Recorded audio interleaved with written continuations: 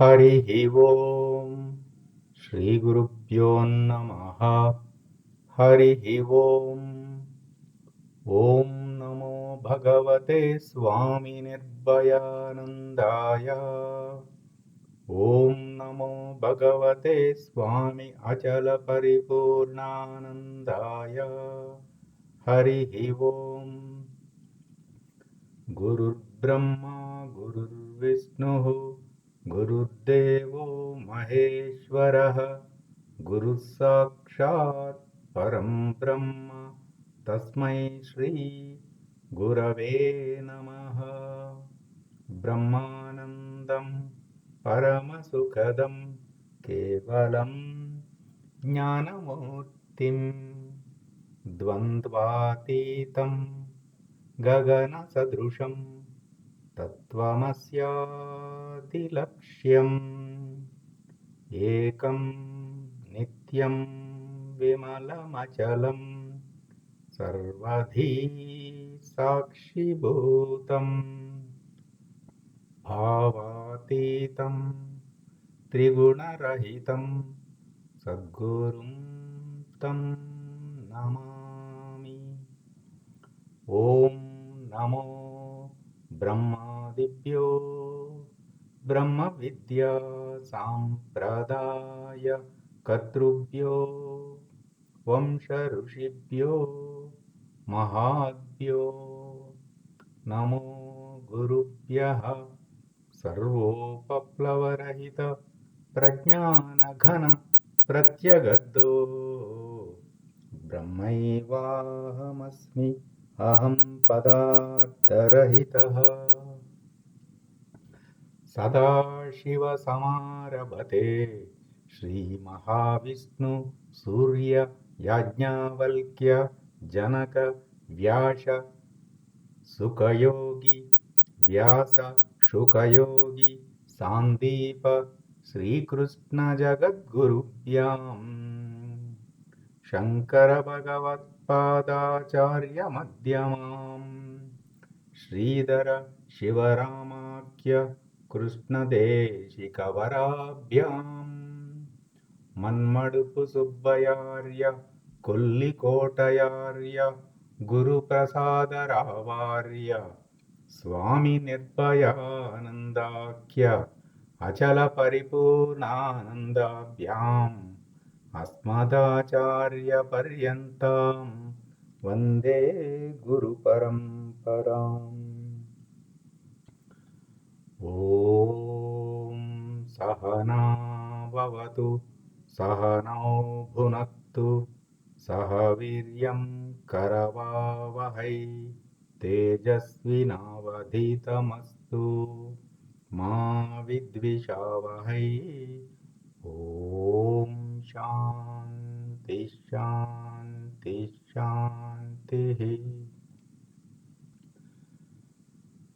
पूर्वमेव निरालम्बम् आग्नेयं च निर्गुणं तदा दक्षिणे नित्यशुद्धं चैव नैऋत्यो निरुपद्रवम् पश्चिमे निष्कलं चैव वायुवे च निरञ्जनम् उत्तरे च निराकाशो ईशान्यो निर्मलो भवेत् ऊर्ध्वश्च निराकारतः अधश्च निर्विकारतः अन्तर्बहिश्च सर्वत्र अचलोऽयं सनातनः। ॐ निर्भयानन्दाय विद्महे अचलपरिपूर्णाय धीमहि तन्नो परात्पर प्रचोदयात्। ॐ साईश्वराय विद्महे सत्यदेवाय धीमहि तन्नः सर्वः प्रचोदयात्। ॐ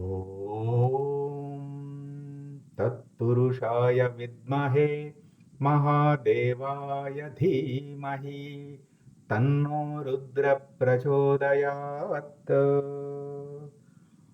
ఓం సద్గురురూపాయ విద్మహే జ్ఞానబోధామృతాయ ధీమహి తన్నో శ్రీ విద్యాసాగర ప్రచోదయాత్. ఓం స్వాత్మానందాయ విద్మహే అచల పరిపూర్ణానందాయ ధీమహి తన్నో దేశికేంద్ర ప్రచోదయాత్. ఓం నమస్కందాయ విద్మహే ఋషి సాక్షాత్ ధీమహి తన్నో రమణ ప్రచోదయాత్. హరి ఓం శ్రీ గురుభ్యో నమః. హరి ఓం. ఓం నమో భగవతే శ్రీరామకృష్ణాయ.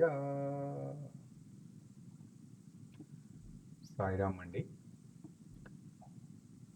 ఆత్మబోధ గురువాక్య మననములో మనము 6వ శ్లోకము ప్రారంభించుకుంటున్నాము.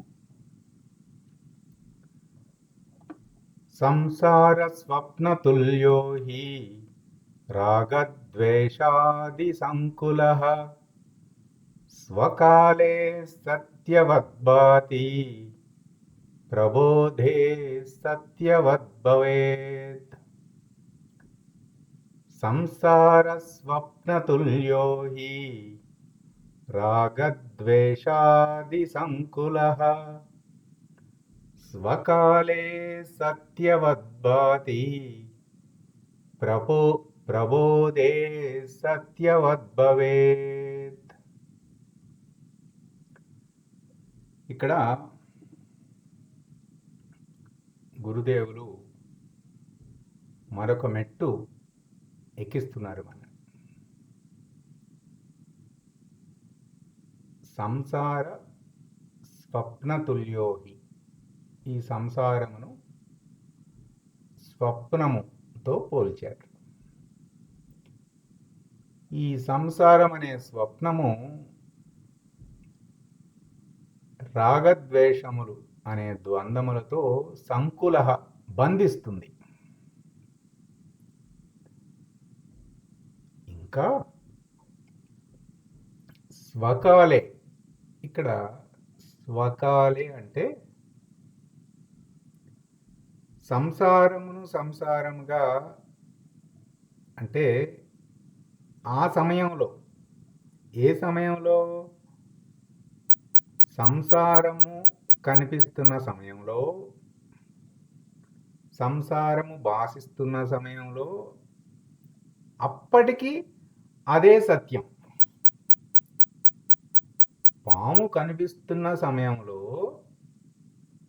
పాము సత్యమే. ఎవరికి? పాముని చూసి భయపడుతూ బెంబేలెత్తుతూ ముచ్చెమటలు కక్కుతున్న వాడికి ఆ సమయానికి సత్యం. ఆ సమయానికి స్వకాలే సత్యవద్భాతి, భాతి సత్యవద్భాతి. పాము తాడుని పాముగా చూసి భయపడుతూ వణికిపోతున్న వాడికి ఆ సమయంలో సత్యం. అది స్వకాలే అంటే. సంసారము భాషిస్తున్న సమయంలో, పాము చూస్తున్న సమయంలో పాము సత్యమే. స్వకాలే సత్యవద్భాతి, అలా కనిపిస్తుంది అంతే. ప్రబోధే ప్రబోధే సత్యవద్భవేత్. ఆ తర్వాత గురుదేవుల ప్రబోధం వలన, ప్రబోధ అంటే మౌన వ్యాఖ్యం అంట. బోధ, అవబోధ, ప్రబోధ. గురుదేవుల ప్రబోధం వలన సత్యముగా తాడు కనిపిస్తుంది. ఉన్న తాడు ఉన్నట్లు కనిపిస్తుంది. లేని పాము లేనట్లు లేకనే పోతుంది. ఎప్పుడు? ఆ ప్రబోధ జరిగాక, ఆ గురువు గారు లైట్ వేసి దగ్గరికి తీసుకెళ్ళి పరీక్షగా చూపించినప్పుడు ఇది ఒక రకంగా చూస్తే అంతకుముందు మనము పదార్థంగాను శక్తిగాను చూసాము. ఇప్పుడు కాలంలో కూడా తీసుకెళ్తున్నారు. ఈ మెలకువ, కళ, నిద్ర అనేవి కాలములోవి కదా. సృష్టి స్థితి లయము కాలములోవి కదా. అంటే మనకి గురుదేవులు ఉపదేశించిన క్రమం పంచకోశ వ్యతిరిక్త. ఏమిటండి? అన్ని వరుసగా పంచకోశ వ్యతిరిక్త, శరీరత్రయ విలక్షణ, తాపత్రయ సాక్షి, గుణత్రయాతీత, అవస్థాత్రయ సాక్షి, సచ్చిదానంద స ఆత్మ. ఇది కదా. ఈ 6వ శ్లోకంలో గురుదేవులు ఈ లక్షణాలన్నీ చెప్పారండి. అందుకని ఇది చాలా ముఖ్యం. 24 గురువాక్యాలు వచ్చాయి చాలా విస్తృతంగా. ఇప్పుడు మనం చెప్పుకున్న పంచకోశ వ్యతిరిక్త నుంచి మొదలుపెట్టి ఎక్కడ మాట్లాడుతున్నారు? అవస్థాత్రయ సాక్షి దగ్గర వరకు మాట్లాడుతున్నారు.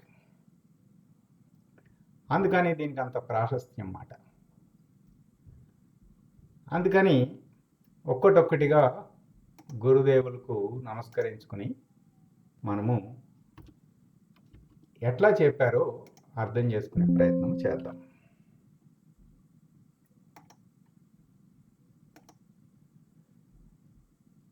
మొట్టమొదట జాగ్రత్తగా ఇక్కడ గమనిస్తే అసలు ఇక్కడ కళ అంటే ఏంటి? మనకి మామూలుగా తెలిసిన కళ ఏమిటండి?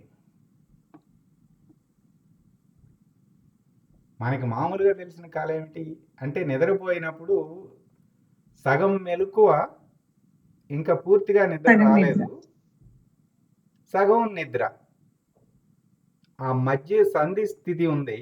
ఆ మధ్యలో ఏవో కొన్ని వ్యవహారం తోచింది, ఆ వ్యవహారం అనుభవం కూడా వచ్చింది. ఎందుకంటే ఆ వ్యవహారం తోచినప్పుడు చిన్నపిల్లవాడికి భయపడ్డాడండి. ఒళ్ళంతా వణికిపోతుంది, అరుస్తున్నాడు కూడా, అమ్మో అమ్మో అంటూ. కర్మేంద్రియాలు అక్కడ ప్రభావితంగా లేవు, యాక్టివ్గా లేవు, మనసే ఉన్నది. అంటే జాగ్రత్తగా ఇది చాలా జాగ్రత్తగా అర్థం చేసుకోవాలండి. ఎందుకంటే నిద్రలో అతి భద్రముగా ఉన్నది నిజమైన విద్య. అది ఇట్టిదని చెప్పినవాడు నిజమగు శివయోగి. ఇది గురువాక్యం. అంటే అసలు మనం ఇది జాగ్రత్తగా పట్టుకుంటేనండి ఆ సత్యము మనకు బోధపడుతుంది. అంటే ఈ మెలకువ, కళ, నిద్ర దీన్ని జాగ్రత్తగా మనం పరిశీలించి అసలు ఏం జరుగుతుంది ఇందులో అని మనం గమనిస్తే జన్మ జన్మాంతరాలకు కూడా ఏం జరుగుతుందో ఇందులోనే గమనించవచ్చు. ఎందుకంటే ఇది చిన్న నిద్ర, అది పెద్ద నిద్ర. అందుచేత ఈ మెలకువ, కళ, నిద్రని గమనిస్తే ఇక్కడ ఈ సృష్టి స్థితి లయముల్లో కూడా అదే ఉన్నది. జన్మ జన్మాంతర పెద్ద నిద్ర కూడా అదే ఉన్నది. అందుచేత నిజంగా మన ఋషులు ఎంతో తెలివిగా, నాయన నువ్వు దీన్ని అర్థం చేసుకోను, ప్రతిరోజు ఇక్కడ ఈ మెలకువ నుంచి ఆ కళలోకి వెళ్తున్నావు, ఆ కళలో నుంచి నిద్రలోకి వస్తున్నావు, మళ్ళీ ఆ నిద్రలో నుంచి మళ్ళీ పూర్తిగా ఉండదు, మళ్ళీ కళలోకి, మళ్ళీ నిద్రలోకి, మళ్ళీ కళలోకి, మళ్ళీ నిద్రలోకి, చివరికి మెలకువ, ఇట్లా వస్తుంది కదా. ఇది ఒక స్వాధ్యాయం అండి. ఎవరి కళ వారిదే, ఎవరి కళకు వారే సాక్షి కదా. సరే, ఇక్కడ మనం కళ అన్నప్పుడు మనము ఈ వాక్యంగా చూసినప్పుడు కొద్దిగా ట్రికీగా ఉందన్నమాట. అంటే కొంచెం కన్ఫ్యూజ్ అయ్యే అవకాశం ఉన్నది. అందుకని ముందే చెప్తున్నాను. ఇక్కడ కళ అంటే అవాస్తవము, అంతే కదండి. కళ అంటే వాస్తవంగా లేదు, అంతేనండి, కరెక్ట్. అవాస్తవం. దానికి కళని పేరు పెట్టాం. అంటే కళ అంటే అవాస్తవము అనేది ఒక అర్థం. ఇంకొక అర్థం ఏమిటి? ఆ మెలకువకి నిద్రకి మధ్యలో మామూలు వ్యవహారం కలగంటున్నాడు చిన్నపిల్లవాడు అంటాం కదా, అది కళ. అంటే ఒకే కళ అనే మాటకి స్వప్నము అంటే 2 రకాల అర్థాలు ఉన్నాయి. అందుచేత మనము కన్ఫ్యూజ్ అవ్వకూడదు. ఇక్కడ శ్లోకంలో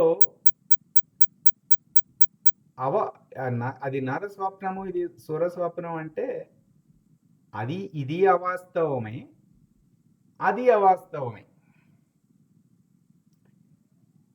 ఇప్పుడు గురుదేవులు ఏం చెప్తున్నారంటే, నాయన నువ్వేదో ఈ మెలుగు అంటున్నావు కదా, ఏదో గురువాక్యమనం సత్సంగం జరుగుతుంది కదా, ఇది అవాస్తవం, ఇది కూడా కలలోదే. ఈ గురువాక్య మనన సత్సంగము అనే సినిమా నడుస్తుంది, అవాస్తవం ఇది. ఈ మెలకువ కూడా కలేనాయన, ఇది ఒకటి. మామూలుగా మనం అనుకుంటున్న కళ ఉంది కదా, మెలకువకి నిద్రలోకి మధ్యలోది కళ, అది కూడా అవాస్తవమే, అది అందరికీ అనుభవమే. ఎందుకంటే అందులో నుంచి బయటకు వస్తున్నాము, బయటకు వచ్చినప్పుడు తెలుస్తుంది అవాస్తవం అని.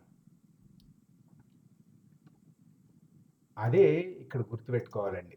ఈ శ్లోకంలో స్వకాలే సత్యవద్భాతి, కళలో ఉన్నంత కాలము కళ నిజమే, కనగనేవాడికి కళలో ఉన్నంత కాలం నిజమే. స్వకాలే సత్యవద్భాతి, మేలుకుంటే లేదు. ప్రబోధే సత్యవద్భవేత్, మేలుకుంటే లేనిది ఈ కళ. ఇప్పుడు గురుదేవులు ఏం చెప్తున్నారంటే, నువ్వు కళలో నుంచి మేలుకుని ఇవాళ నేను ఆగస్టు 20వ తారీఖు నేను లేచానండి. గురువు గారి దృష్టిలో మెలకు అంటే ఈ మెలకు కాదు. ఆయన దృష్టిలో ఇది కూడా కళే, ఇది కూడా అవాస్తవము అని చెప్పడానికి ఇది కూడా కళే అన్నారు. నాయన అవాస్తవం ఇది కూడా. వాస్తవానికి ఈ మెలకువ కళ నిద్రలతో నీకు ఏమీ సంబంధం లేదు. ఎందుకనంటే నీవు ప్రకాశ స్వరూపుడవు నాయన, ప్రకాశమును ధరించిన వాడివి నువ్వు. అది ఎట్లాగండి? విను, కళలో ప్రకాశం ఉన్నదా లేదా? ఉన్నది. కళలో మనందరి మన అనుభవం చూసుకుంటే చక్కగా అన్ని కనిపిస్తున్నాయి, రంగులు రంగులు అన్ని, మొత్తం ఉంది, ప్రకాశం ఉంది. సినిమానేనండి యాక్చువల్గా ఉన్నది. ఎక్కడిదో ప్రకాశం, అది నేను, ఆ ప్రకాశమే నేను. గురువులు చెప్తున్నారన్నమాట, నీవు ఆ ప్రకాశమునందు నీవు ఉండగా ఏదో వ్యవహారం జరిగినట్లు, ఆ వ్యవహారం వల్ల నీకు ఒక అనుభవం నువ్వు పొందినట్లు, తత్కాలవత్తు స్వకాలే ఒక భ్రాంతి చెందావు. ఆ తర్వాత మెలకువలోకి వచ్చావు. ఈ మెలకువలో కూడా ప్రకాశం ఉందా లేదా? ఇప్పుడు మెలకువలో మనం ఏది చూసినా సరే ప్రకాశం ఉంది కదా. అంటే మెలకువ వచ్చాక ప్రకాశం ఉంది, కలలో కూడా ప్రకాశం ఉంది. మెలకువ వచ్చాక ఒక ప్రపంచం ఉంది, కలలో కూడా ఒక ప్రపంచం ఉంది. ఇంకా నిద్ర వరకు రాలేదు, నిద్ర సంగతి తర్వాత చూద్దాం. ముందు మెలకువ కళ చూద్దాం. మెలకువలో ఈ ప్రకాశం ఉన్నది, బాహ్య ప్రపంచం ఉన్నది. కళలో ప్రకాశం ఉన్నది, కళలో ఆంతరిక ప్రపంచం, ఆంతరిక వ్యవహారము, ఆంతరిక అనుభవం ఉన్నది. మెలకువలో వ్యవహరిస్తున్నాము, మెలకువలో అనుభవం ఉన్నది. ఈ వ్యవహారాలు, ఈ అనుభవమే కదా మనం ప్రపంచం అంటే.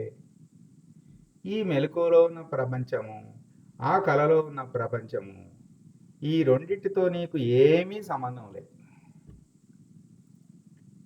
ఎందుకంటే నీవు ప్రకాశ స్వరూపుడవు. ఆ ప్రకాశమునకు, ఈ వ్యవహారమునకు, అనుభవమునకు ఎట్టి సంబంధము లేదు. ప్రకాశం అంటుకోదుగా. సూర్యకిరణాలకి మురిక్కాలతోనూ అంటుకోదు, గంగా నదితోనూ అంటుకోదు. అది మన స్వరూపం. అక్కడ వచ్చిందండి సాక్షిత్వం అనేది. ఇప్పుడు చూడండి గురువాక్యం. సాక్షిత్వము ఇక్కడ వచ్చింది. త్రిపుటి చేత ప్రభావితమైన అనుభవాలన్నీ కలలే. నువ్వేదో చెప్తున్నావు కదా, అలా జరిగిందండి, ఈ అనుభవం వచ్చిందండి. ప్రమాత, ప్రమాణము, ప్రమేయము మూడు మూడుగా చెప్తున్నాం కదా. ఇలా మూడు మూడుగా చెప్తున్నవన్నీ కూడా కలలే, అంటే అవాస్తవమే. ఎందుకని? నీ స్వరూపం ప్రకాశం కదా. ప్రకాశమునకు ఎట్టి వ్యవహారం లేదు కదా. వ్యవహారమే లేదంటే ఆ వ్యవహారం వల్ల వచ్చే అనుభవం ఎక్కడ నీకుంది? అనుభవం కూడా లేదు కదా. ఉనికి కదా. ఉనికి ప్రకాశము, వ్యవహారము అనుభవము. ప్రకాశము ఉనికి స్వరూపం, ఉనికి కదా. జ్ఞాత ఉనికి ప్రకాశం, ప్రకాశపుడు ఉనికి, వ్యవహారపు అనుభవం. ఆ ఉనికి సత్యము, ఈ వ్యవహారం లేనిదని అంతకుముందు శ్లోకాల్లో చూసేశాం కదా. మరి నేను మేల్కొన్నానంటావేంటి? నువ్వు అసలు ఎప్పుడూ మేల్కోలేదు. నువ్వెప్పుడూ మేల్కోలేదంటే నా ఉద్దేశము, ఈ కళలో నుంచి మెలకువకు మారలేదు నువ్వెప్పుడు. నీకు అసలు కళ లేదు, మెలకువ లేదు. అందుచేత కళలో నుంచి మెలకువకు రావటం అనే ప్రసక్తే లేదు. అర్థమైందండి? కళలో ప్రకాశముగా ఉన్నవాడివి, చాలా క్లియర్ గా ఉందండి. మెలకువలో ప్రకాశముగా ఉన్నవాడివి, ప్రకాశమే మరి అంతా ఏంటి? ఏమిటండి? అంతే కదండి. ఎప్పుడు ప్రకాశంగానే ఉన్నాం, ఉనికిలో ఉండగే ఉన్నాము. ఇంకా అప్పుడు కళ లేదు, మెలకువ లేదు కదా. అందుచేత నేను ఇవాళ పొద్దున్నే 5 గంటలకి మేలుకొన్నాను అనేది సత్యమా అసత్యమా? అసత్యమే. అసత్యం. ఎవరికి అసత్యము? దృఢమయ్యే వారికి. నేను నిర్ణయం కలిగిన వాడికి. నేను ఉనికి, నేను ప్రకాశము అన్న వానికి, నేను 6ంటికి మరి 6ంటికి లేచింది ఈ శరీరం, లేచింది ఈ ఉపాధి, లేచింది 6ంటికి. ఈ ఉపాధి నిన్న రాత్రి 11:30కి పడుకుంది. ఈ ఉపాధి విశ్రాంతి తీసుకుంది. కానీ ఈ ఉపాధి నువ్వు కాదు కదా. ఉపాధిని ధరించిన వాడవు నువ్వు. ఆ ఉపాధిలో శరీరిగా ఉన్నావు, నువ్వు సాక్షిగా ఉన్నావు. ఈ ఉపాధి నీది, కానీ ఆ ఉపా ఉపాధి నీది కాదు, కానీ ఆ ఉపాధి నువ్వు కాదు. ఆ గిన్నె నీది, నీదే ఆ గిన్నె, కానీ నువ్వు ఆ గిన్నె కాదు. కాదు. ఇది ప్రారంభంలో. ఆ తర్వాత అసలు ఈ ఉపాధికి నాకు ఎట్టి సంబంధం లేదు, నేను ప్రకాశమునే ధరించిన వాడను. అంటే మొదటి స్థాయి ఏమో నేను ఉపాధిని ధరించిన వాడను, శరీరము శరీరి. ఉం? ఇంకా పై స్థాయికి వెళ్ళిపోయామనుకోండి, ఈ శరీరంతో కూడా నాకేమీ సంబంధం లేదండి, నేను ప్రకాశమును ధరించిన వాడను. అది ఇంకో మెట్టు మాట, స్థాయి భేదం. అందుచేత నేను శరీరంతో మేలుకొన్నాను, ఈ శరీరం విశ్రాంతి తీసుకుని కలరు ఈ రెండు అవాస్తవాలు. అట్లా కళ. బాగుంది, ఇక్కడి వరకు వచ్చాం. మరి ఇప్పుడు ఈ నిద్రకు వద్దాం. గురుదేవులు నిజానికి మన భాగ్యం ఏమిటంటే చక్కగా చతుర్వేద పరమ రహస్యము, అక్కడ జరుగుతున్నది ఇక్కడ జరుగుతున్నది ఒకటే ఉన్నది, అందరికీ గుర్తుంటుందన్నమాట. ఏం చెప్పారు గురుదేవులు? ఈ మెలకువ అన్న దాంట్లో ఏం జరుగుతుందంటే, ఈ కర్మేంద్రియములు, ఆ జ్ఞానేంద్రియములు, ఈ నిజం చెప్పాలంటే అసలు అంతఃకరణమే, ఇవన్నీ జడములండి అవి. ఈ జడములలో ప్రకాశముగా ఉన్న నీ చైతన్యము ఈ జడముల యందు ప్రతిఫలించిందంటండి.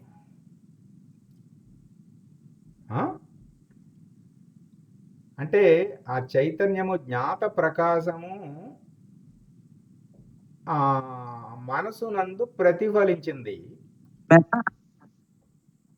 చెప్పండి అమ్మా, చెప్పండి. ఎవరు? పర్వాలేదు, ఏం లేదండి, చెప్పండి. ఆ జ్ఞాత చెప్పండి. ఏమైనా ప్రశ్న ఉందా? లేదండి, ప్రశ్న ఏం లేదు. ఆ జ్ఞాత ప్రకాశము మనస్సు జడమండి. మనసు, బుద్ధి, చిత్తము, అహంకారము జడములు. జడములు అంటే ఏంటి? వాటికంటూ స్వీయ సత్తా లేదు.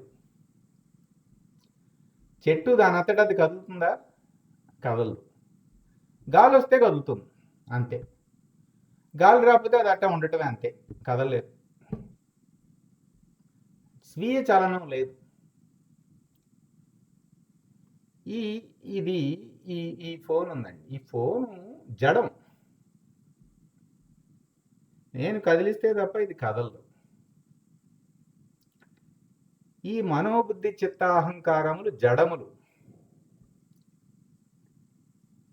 ఆ ప్రకాశం అనే చైతన్యము జ్ఞాత ప్రకాశపు ఉనికి ప్రతిబింబించింది ఈ అంతఃకరణంలో. ప్రతిబింబించేసరికి ఆ చైతన్యపు సత్తా చేత ఈ మనసు ఆలోచిస్తుంది, ఆ బుద్ధి నిర్ణయిస్తుంది, ఈ చిత్త వృత్తులు ఆ వృత్తులన్నీ పోగేసుకుంటున్నాయి. అభిమానంతో జరిగిపోతాను. ఇదంతా ఈ అంతఃకరణం ఎక్కడుందంటే సూక్ష్మంలో ఉంది, కళలో ఉందండి అంతఃకరణం. కళలో మనసు ఉంటుంది. ఇప్పుడు ఈ గురువాక్యం చూడండి జాగ్రత్తగా, కొంచెం జాగ్రత్తగా పరిశీలన చేయాలండి. ఈ కళలో కానీ ఈ నిద్రలో కానీ మనకి ఈ మెలకువలో కానీ ఈ అంతఃకరణం ఉందా లేదండి? అంతఃకరణం ఉంది. అంతఃకరణం మనసు, బుద్ధి, చిత్తవృత్తులు అన్నీ ఈ మూడిట్లో ఉన్నాయి, అవునా కాదా? ఎవరికైనా సందేహమా? ఉన్నాయండి. అవునండి, బట్టే కదా మరి మనకు తెలుస్తుందని, కళ కాస్తున్నామని తెలుస్తుంది. నిద్ర కూడా ఒక వృత్తే. నిద్ర కూడా చిత్తవృత్తుల్లో ఒక వృత్తే. నిద్రలో మనసుని గుర్తించలేం కదండి. గాఢ నిద్రావస్థలో మనసు ఉండదు కదా, అక్కడికి వస్తున్నాను. మొదట క్రమంగా మాట. మొదట అంతఃకరణము నిద్రలో ఉన్నది, కలలో ఉన్నది, కలలో మెలకువలో ఉన్నది. ఇక్కడ వరకు అందరికీ మెలకువలో clear ఆ? ఉంది. క్లియరేనండి. ఆ? ఇక ఆ తర్వాత ఏమైందంటే ఈ కళ దగ్గరికి వచ్చేసరికి ఈ ఆ తర్వాత ఈ మనసు ఆ, ఇది మొదటి స్థాయి అండి. ఇక రెండవ స్థాయికి వచ్చేసరికి ఈ మనసు మళ్ళీ ఇంద్రియముల యందు ప్రతిఫలించిందండి. అంటే ప్రతిబింబానికి మళ్ళీ ప్రతిబింబం. సూర్యుని వెలుతురు కొండ నీళ్ళలో పడింది. ఆ కొండ నీళ్ళలో పడిన వెలుతురు మళ్ళీ గోడ మీద పడింది. అర్థమైందా? ఈ మనసు అంటే అంతఃకరణ మీద పడి అది మళ్ళీ లోపల ప్రతిబింబించింది. అంటే అంతఃకరణ మీద పడి ఈ శరీరం మరి పనులు చేస్తుంది కదా, అనుకుంటుంది. పంచీకరణ అంతఃకరణ మీద పడి పంచీకరణ పాఠం చూపిస్తే క్లియర్గా అర్థం అవుతుంది. ఈ పంచీకరణ కనిపిస్తుంది కదా మీకు ఇక్కడ. ఈ కిందది చూడండి, పై దక్కర్లా మనకి ఇది కనిపిస్తుందా? కనిపిస్తుంది. ఈ జ్ఞాత ప్రకాశము ఉనికి అండి.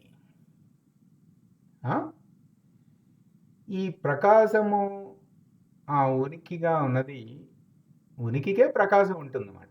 ఉనికి అంటే సత్.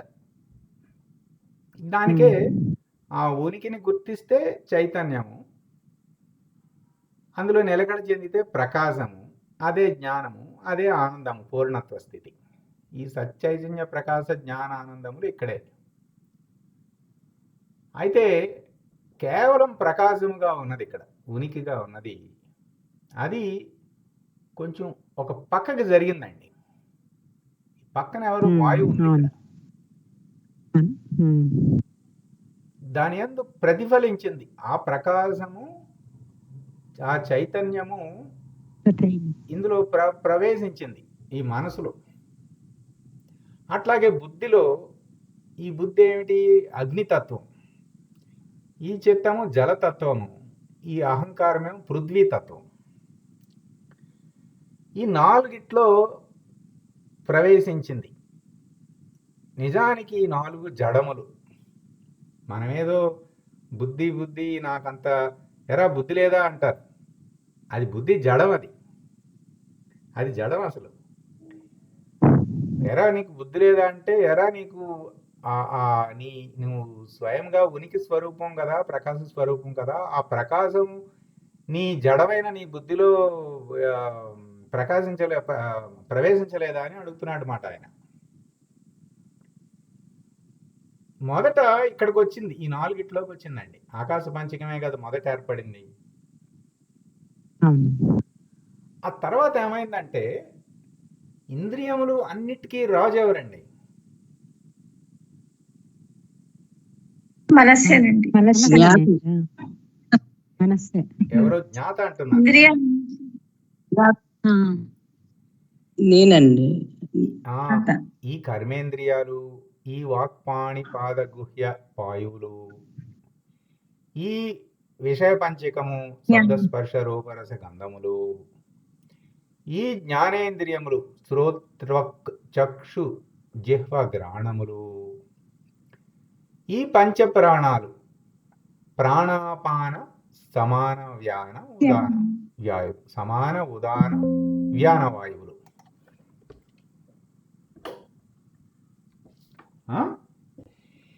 ఇవన్నీ కూడా ఇంద్రియములే కదా. ఈ ఇంద్రియములకు రారాజు మనస్సు.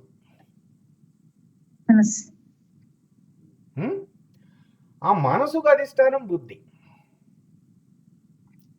ఆ బుద్ధి పైన ఈ చిత్తవృత్తులు, అభిమాని ఉన్నారు.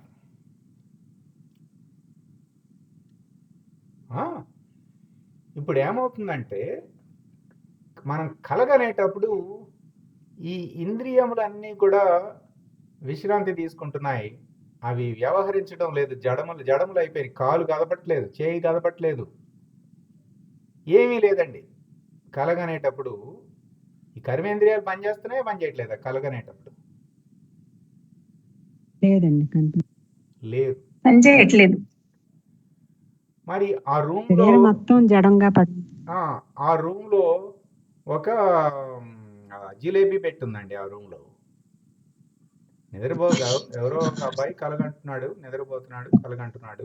ఆ రూమ్ లో జిలేబీ పెట్టావు, తీసేసావు. వాడికి తెలుసా? తెలియదు. ఎందుకని? ఆ జ్ఞానేంద్రియాలు పని చేయట్లేదు. ఆ వాసన ఆ కళతో చూడట్లేదు, ఆ వాసనని పీల్చట్లేదు. ఆ జ్ఞానేంద్రియాలను కూడా నిద్రాణం అయిపోయినాయి. అవునా కదా? వాడికి ఈ జిలేబీ కూడా కనపట్లేదు, వాడికి కనపట్లేదు. అట్లాగే ఇక ఈ వాయు చలనము ఈశ్వర నియతి మేరకు, ఈశ్వరుడు ఏమిటంటే అది ఈశ్వర వరదానం అన్నమాట. ఈ ప్రాణవాయువు, ప్రాణశక్తి, విశ్వమంతా వ్యాపించిన ప్రాణశక్తి ఈశ్వర నియతి మేరకు ఈ నిద్రలో ఉన్నప్పుడు, కలలో ఉన్నప్పుడు ఆ ఉపాధిను లోపలికి వెళ్తుంది, బయటకు వస్తుంది. ప్రాణచలనం జరుగుతున్నది కానీ మనకు సోయ లేదు, దాని సోయ. ఎందుకంటే అది గనక తప్పుకుంటే ఇక పెద్ద నిద్రే, ఆ ఉపాధి ఇక పనిచేయదు. అందుకని నిజానికి నేను ఊపిరి తీసుకుంటున్నాను అని చెప్పి ఆ వాడికి తెలియదు. ఏమండి? మనకి తెలీదు, సహజంగా జరుగుతుంది. అది కూడా నిద్రాణంగానే ఉన్నాయి. కానీ ఆ ఈశ్వర వరదానము ఆ ఉపాధిని అట్లా ఉంచుటకు గాను ఆ భగవంతుడు అట్లా ఏర్పాటు చేశాడండి. ఎందుకంటే మనకు తెలియకపోయినా, మనం శ్వాస తీసుకోవాలని అనుకోకపోయినా ఆ శ్వాస జరుగుతుంది, జరుగుతూ ఉంటది. అంతే. జరుగుతుంది. అది ఈశ్వర నియతి. కానీ అది కూడా ఆ సోయ మనకు తెలియదు మాట. ఇవన్నీ కూడా అంటే ఈ 5 ఈ 5 ఈ 5 ఈ 5 ఈ 20 కూడా మనసు అధిష్టానంగా పనిచేస్తున్నాయి. ఇప్పుడు మనము మెలకువ అని మనం ఏదైతే అనుకుంటున్నామో, ఆ మెలకువ అన్నప్పుడు ఈ మనసు జ్ఞాత ప్రకాశం ఈ మనస్సు మీద ప్రతిబింబించింది. ఆ మనస్సు మళ్ళీ ఈ 20 మీద ప్రతిబింబించింది. ఇవన్నీ కూడా మేలుకున్నాయి, పని చేయటం మొదలుపెట్టినాయి. ఇక పొద్దున్నే 6ంటికి లేచానండి. 6ంటికి ఆ శక్తి మొత్తం ఇందులో దీని మీద ఆ ప్రకాశము ఈ 20 మీద వచ్చేసింది. అర్థమైందా? అంటే ఇప్పుడు మళ్ళీ గురువాక్యానికి వెళ్ళిపోవాలి మనం. ఇప్పుడు ఈ మెలకువ అని మనం ఏమంటున్నామంటే, ఆ జ్ఞాత ప్రకాశము మొదట ఏమైంది? మనసు మీద ప్రతిబింబించింది. అప్పుడు మనసు ఇక్కడ ఉంది. ఇక్కడ కర్మేంద్రియాలు, జ్ఞానేంద్రియాలు అవన్నీ వ్యవహరించట్లేదు. ఇక్కడ మెలకువకు వచ్చేసరికి ఈ కర్మేంద్రియములు చేతనమయ్యాయి. చాలా ముఖ్యమైన మాట అండి. చేతనము, చైతన్యము కాదు, చేతనము. అంటే అది అచేతనంగా ఉన్న కాలు చేతనంగా కదిలింది. జ్ఞాత దగ్గరేమో చైతన్యము, ఇక్కడేమో చేతనము. జడము చేతనమైంది, కదిలింది. అచేతనము నుంచి చేతనమైంది. అంటే ఈ మెలకువ దగ్గరికి వచ్చేసరికి ఆ 20 ఇంద్రియాలు యాక్టివేట్ అయిపోయినాయి. అర్థమైందా? చేతనం అయిపోయింది. జడములు కాస్త చేతనం అయిపోయింది. ఈ కళలో ఏం జరుగుతుందంటే, అవన్నీ జడములుగానే ఉన్నాయి. కానీ చాలా జాగ్రత్తగా వినండి. ఇక్కడ ఈ మనసుకి అంతకుముందు చిత్తవృత్తులు ఉన్నాయి కదండి. అంత చిత్తవృత్తిలో ఆ ఎగ్జామ్కి ఏదో ఒకటి కంఠస్థం, ఏదో ఆవు గురించి వ్యాసం ఉందండి, బాగా కంఠస్థం చేశాడు. ఆ పిల్లవాడు ఆవు ఆవు పాఠం కల్లో చెప్పేస్తూ ఉంటాడు, వల్లి వేసేస్తూ ఉంటాడు. ఎందుకంటే ఆ చిత్తవృత్తిలో అది చేరింది. అది ఆ మనసు, అది నడుస్తూ ఉంటుంది ఆ సినిమా. అంటే ఈ ఇంద్రియములు అవన్నీ నిజానికి లేకపోయినా ఈ ఇంద్రియములు చేయవలసిందంతా మనసులో సూక్ష్మంలో జరిగిపోతూ ఉంటుంది అన్నమాట. అక్కడ కల్లో మనసుకు ఆ సామర్థ్యం ఉంది. మనసు చూడగలదు, ఏవైనా చేయగలదండి ఆ కళలో. ఎందుకు? వీటన్నిటికీ అధిష్టానం ఆ మనసే, ఆ సూక్ష్మంలో. ఆ సూక్ష్మంలో ఆ మనసు వ్యవహారం చేసేస్తుంది, అనుభవం కూడా పొందేస్తుందండి. అంటే ఇంద్రియాలు చేసే పనులన్నీ అదొక్కటే అదొక్కటే చేసేస్తుందండి. చేసేస్తుంది. బాగా పట్టుకున్నారు. ఇంద్రియాలు చేయాల్సిన వ్యవహారము, వ్యవహారం చేయటము, అనుభవం పొందటము ఈ మనసే చేసేస్తుంది.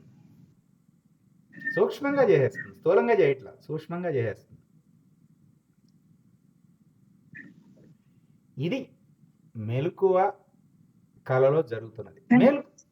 చెప్పండి అమ్మా.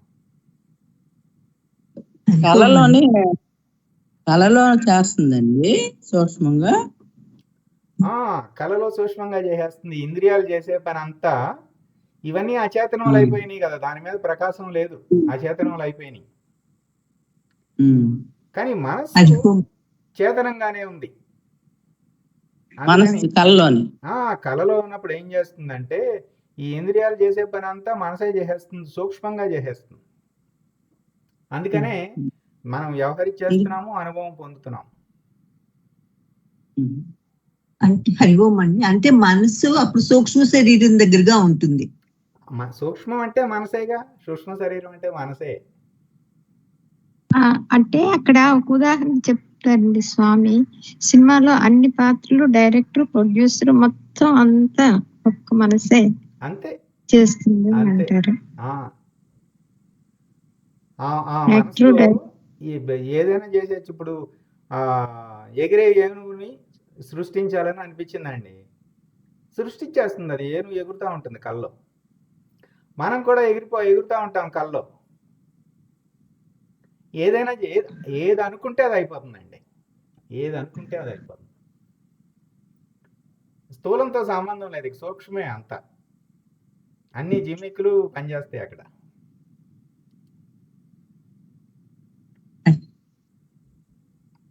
అంతే. మనసు ఎంత శక్తివంతమో చూసారా? మిమ్మల్ని నయాగరా ఫాల్స్ చూపించేస్తుంది, ఫ్రాన్స్కి వెళ్ళిపోయి ఈఫిల్ టవర్ చూపిస్తుంది, మీరేమో మంచం మీదే ఉన్నారు.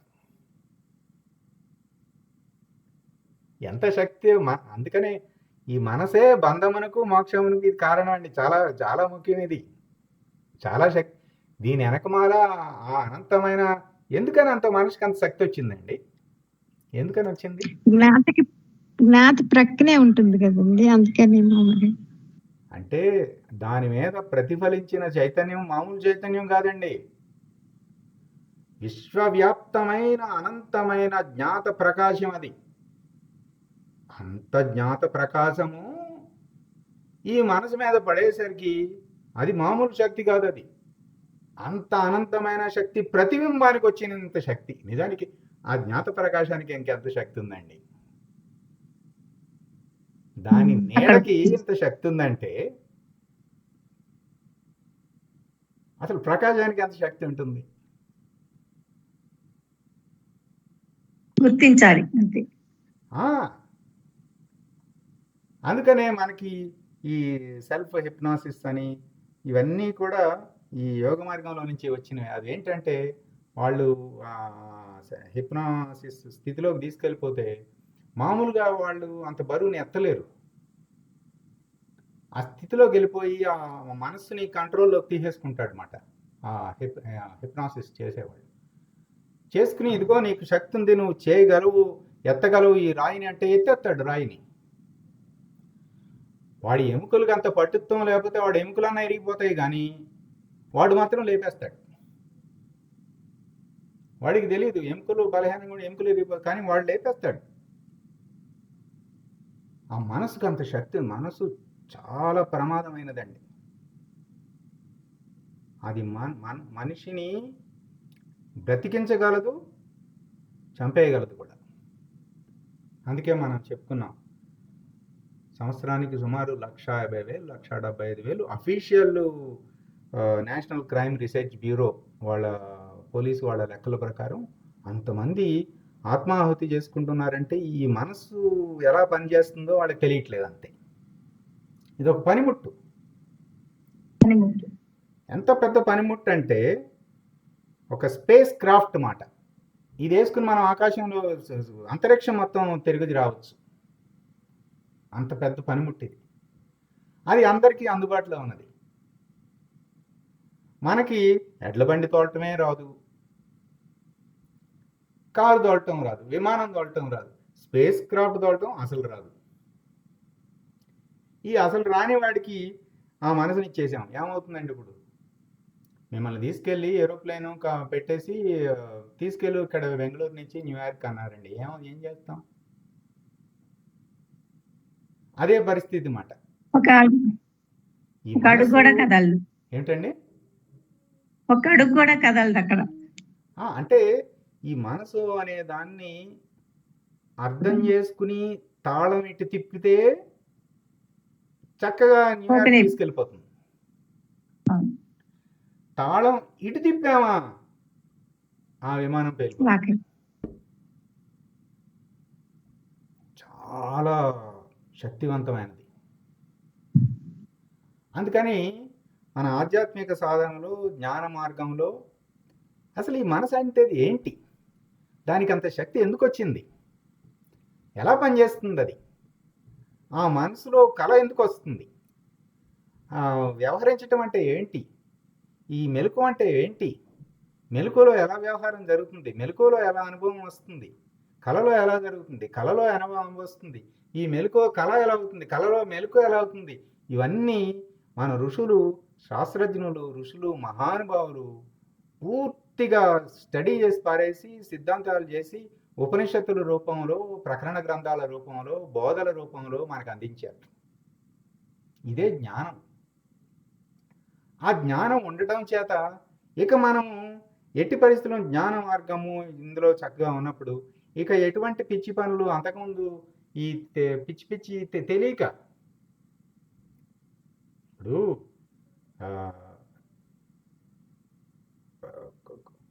హైవే మీద కారు ఎదురుగా ఇంకో కారు అడ్డొచ్చిందండి.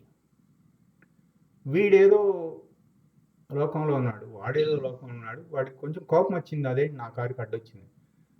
వీడెళ్ళి వాడిని పట్టుకుని వాడిని ఏదో చేయకూడదని చేసేసేయటం. చిన్న అంటే ఈ మనసు ఏంటంటే అంత శక్తివంతమైనది, ఇది ఏదైనా చేసేస్తుంది. ఇది మనం ఇవాళ వార్తాపత్రికల్లో చదువుతున్నాము, వినకూడనివన్నీ జరుగుతున్నాయి కదా. ఎందుకంటే ఈ మనసు అనే స్పేస్ క్రాఫ్ట్ ఉపయోగించడం మనకు తెలియట్లేదు. ఈ అంతఃకరణం అనేది ఒక స్పేస్ క్రాఫ్ట్ మాట. ఈ బుద్ధి, ఈ మనసు, మరి నిజానికి ఆ మనసు భావనాత్మక ప్రపంచం అంతా ఈ మనసే. భక్తి భావన అంతా కూడా ఇదే మనసు. చక్కగా భావనామయ ప్రపంచంలో ఆ జగన్మాతను ఆరాధించవచ్చు కదా, ఆ స్తోత్రములు పాడుకోవచ్చును కదా. అప్పుడేంటి, మనసు ఇటు తిప్పేసాం. ఇటు తిప్పేసరికి అదే మనసు మనకి మిత్రుడైపోయాడు. అరిషడ్ వర్గాలు, కామ, క్రోధ, లోభ, మోహ, మద, మాత్సర్యాలని ఇటు తిప్పేసరికి కామం ఉన్నది ఎటువైపు ఉన్నది, ఆ జగన్మాత వైపు ఉన్నది. కోపం అన్నది ఎందుకుంది, అయ్యో నేను ఈరోజు సంధ్యా సాధన చేయలేదు అని నా మీద నాకు కోపం వచ్చింది. నా నా లక్ష్యం అది కదా, ఆ లక్ష్యానికి అడ్డుపడుతున్న ఈ నా మీద కోపం వచ్చింది. లోభము. బోళ్ళంత శక్తి ఉంది, ఈశ్వరుడు ఇచ్చాడు ఈ సాధన చేయటం వలన. ఈ శక్తిని ఆ, చిన్న చిన్న వాటికి ఉపయోగించేశాం. అక్కడ లోబిగా ఉండాలి. వాడకూడదు. ఇప్పుడే కదా సాధన మొదలు పెట్టావు, ఏదో కొద్దిగా శక్తి వచ్చేస్తే దాన్ని తీసుకెళ్ళి పిచ్చుక మీద బ్రహ్మాస్త్రం లాగా తామసికంగా ఎవరు ఉంటే వాడిని ఏదో చేయడానికి వాడేస్తే ప్రమాదం కదా, మళ్ళీ పడిపోతాం కదా కిందకి. అందుకని లోబిగా ఉండాలి. ఇట్లా మనము ఆ అరి మిత్రుడిని చేసుకోవాలన్నమాట. మిత్రుడిని చేసుకుంటే భోజనాలు వడ్డిస్తున్నారండి, ఆ వడ్డించేవాడు మన మిత్రుడే. ఏవాడు మీరు ఎక్కడున్నా ఎత్తుక్కుని వాడిని బొబ్బట్టు ఇంకోటి ఎక్కువ వేసి వెళ్తాడు వాడు. ఎందుకు? మన మిత్రుడు అయిపోయాడు వాడు. ఏ వాడితో మనకి ఇబ్బంది ఏమీ లేదు. అరిషడ్ వర్గాలే కదా మనని బాధిస్తున్నాయి అనుకుంటున్నాం మనం. గురువు గారు చాలా తేలిక టెక్నిక్ చెప్పారండి. వాడితో ఎందుకు మనకు గొడవ? ఎందుకంటే వాడికి అనంతమైన శక్తి ఉన్నది, వాడికి మామూలు వాడు కాదు. సాక్షాత్తు ఆ జ్ఞాత ప్రకాశము అనంత శక్తి ఆ మనసులో ప్రతిఫలించింది. దాంతో ఎందుకు పెట్టుకోవటం? ఓ పని చేయ, వాడిని మిత్రుడిగా చేసేసుకో, వాడే నీకు సహకరిస్తాడు. ఎంత సులువైన ఉపాయం అండి, ఎంత చక్కగా అందించారు గురుదేవులు. ఇక ఇప్పటి వరకు మనము అంటే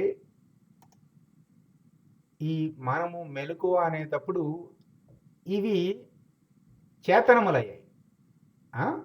జడము, చేతనము, చైతన్యం. ఈ ప్రతిఫలించిందంతానేమో చేతనము. అర్థమైందా?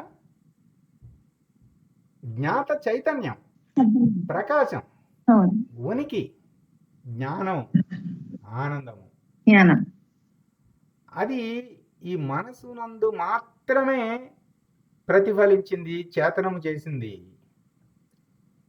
అప్పుడు ఈ కళ మాత్రమే జరుగుతుంది.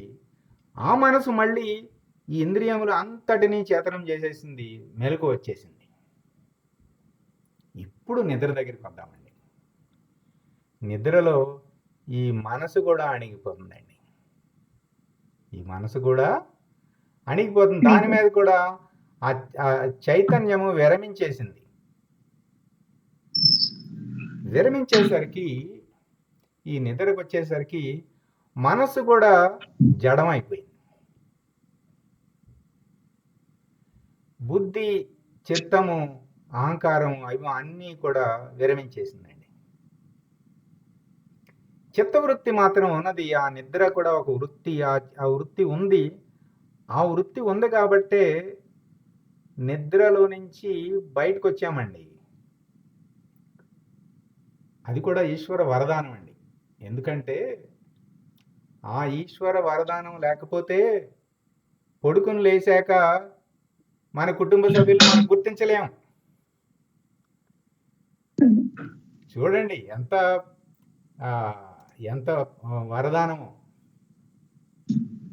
ఈశ్వరుడు ఆ వరదానం ఇవ్వకపోతే పడుకుని లేచేసరికి మా పొద్దునే లేచి మీరెవరంటాం. మనము టేక్ ఇట్ గ్రాంటెడ్గా తీసేసుకుంటాము. కానీ జగన్మాత ఈ మేధస్సులో ఒక చిన్న స్క్రూని కొద్దిగా లూజ్ చేసింది అనుకోండి, నోట్లో నుంచి మాట బయటకు రాదు, గుర్తుపట్టలేము ఎవరిని. కొన్ని అవయవాలు పనిచేయటం మానేస్తాయి, చూపు పోతుంది. ఆప్టిక్ నెర్వ్లో ఏమన్నా అయిందనుకోండి, చిన్న స్క్రూ, మనమేదో నేను అంతా ఇంత అనుకుంటున్నాం కదా, జగన్మాత ఒక స్క్రూ లూజ్ చేసేవరకే అది ఏ క్షణమైనా ఒక క్షణంలో జరిగిపోతుంది. అందుకని చాలా ఉద్దిగ్గా ఉండాలన్నమాట. ఎట్టి పరిస్థితుల్లోనూ ఆ చైతన్యాన్ని గుర్తించాలి. ఆ జగన్మాత చైతన్యం చేత ఈ మనకి లభించిన ఈ నైపుణ్యం కూడా జగన్మాతే. ఈశ్వరానుగ్రహం వలన మనలో ఒకరికి సంగీత జ్ఞానం వచ్చిందండి. చక్కగా ఆత్మబోధ మననం చేస్తున్నారు, చక్కగా శ్రావ్యంగా ఉచ్చరిస్తున్నారు. ఆ నైపుణ్యం ఎవరు? జగన్మాత. వారిది కాదు, అది జగన్మాతది. ఆ ఉచ్చరించేటప్పుడు తప్పులు వచ్చినాయి, ఆ దోషములు మనవి. వివేకానందని ఎవరో పొగిడారు మాట, ఎంత చక్కగా షికాగోలో చేశారండి. వివేకానందుడు షికాగోలో బోధిస్తుంటే ఆ శక్తికి ముందు వరుసల్లో కూర్చునేవాళ్ళు పడిపోయేవాళ్ళు అంటుంది కొంతమంది. శక్తిపాతం మాట. బోధ అంటే మామూలు బోధ మనక మాటలు చెప్పటము వినటము కాదండి బోధ అంటే, గురు బోధ అంటే. ఆ శక్తిపాతం, శక్తి ప్రవాహం మాట. ఆ ఉద్విగ్నతకి తట్టుకునేంత లేక కొంతమంది మోర్చిపోయేవాళ్ళంట ఆ ముందు వరుసలో వాళ్ళు. చూడండి ఎంత శక్తిపాతం. ఆయన్ని మెచ్చుకుంటుంటే ఆయన అన్నారట, నా గురుదేవులు శ్రీరామకృష్ణులు తలుచుకుంటే ఒక వాలు చూపుతో, కీగ్రంట్ అనేది అంటారు, పూర్తిగా చూడటం కూడా క్రీగంటి కీగ్రంటి క్రీగంటి క్రీగంటి క్రీగంటి చూపుతో 1,00,000 వివేకానందులను తయారు చేయగల సామర్థ్యం నా రామకృష్ణ పరమహంసలది. అటువంటి ఒకానొక క్రీగంటి చూపుతో ఈ వివేకానందుడు అంతా అది. ఒకవేళ ఏమైనా తప్పులుంటే అవి ఈ వివేకానందుడు చేసినవి కానీ ఆ రామకృష్ణుల సత్తా అని ప్రకటించుకున్నారండి వివేకానందులు వారు. చూడండి, అంటే ఆయన వివేకానందుడు ఎంత నైపుణ్యం. Encyclopedia of Britannica 18 volumes. Encyclopedia of Britannica అంటే ప్రపంచంలో ఉన్న జ్ఞానం మొత్తం పుస్తకంలో రాసేసి వాళ్ళు ప్రింట్ చేసేసారు ఆ కంపెనీ వాళ్ళు. అంటే ఇక మీరు ఏదన్నా చెప్పండి, ఎన్సైక్లోపీడియా బ్రిటానికాలో ఉంటుంది. ఇప్పుడు అది ఆన్లైన్లో కూడా ఉంది, అందులోకి వెళ్ళొచ్చు. ఏదైనా ఇది అది అని లేదు, ఈ ఫిజిక్స్ కెమిస్ట్రీ ఏది లేదు, అన్నీ ఉంటాయి అందులో. Encyclopedia Britannica. వివేకానందుడు ఎన్సైక్లోపీడియా బ్రిటానికా మొత్తం చదివేశాడు, 18 వాల్యూమ్స్. ఒకరెవరు వచ్చి అడిగారు, ఏమండి మీరు నిజంగా ఇది చదివారా, గుర్తుంటుందా అని. ఈ 18 పుస్తకాలు మొత్తం చదివేశారు, ఏదైనా కావాలంటే అడుగు నేను చెప్తానన్నారు. చెప్పారు కూడా. అంత సామర్థ్యం, అంతటి సామర్థ్యం ఉన్న వివేకానందులు ఇది రామకృష్ణుల క్రీగంటి చూపుతో ఉన్న అనుగ్రహం అయ్యా. అంటే మనం ఎంత జాగ్రత్తగా ఉండాలండి, అహంకారంతో అభిమానంతో ఎంత జాగ్రత్తగా ఉండాలి. అంటే మనలో ఉన్న నైపుణ్యాన్ని ఆ జగన్మాత చైతన్యం ప్రతిఫలించిన అనుగ్రహంగా చూడాలి, ఆ జగన్మాతగానే చూడాలి. మనకు ఆపాదించుకోకూడదు. మనకు ఆపాదించుకున్నామా హరికాశుడిలాగా శాంతం కింద పడిపోతాం. ఇక ఇట్లా మెలకువ, కళ, ఇక నిద్ర రేపు మనము ప్రస్తావించుకుందాము. పూర్ణమంత్రము.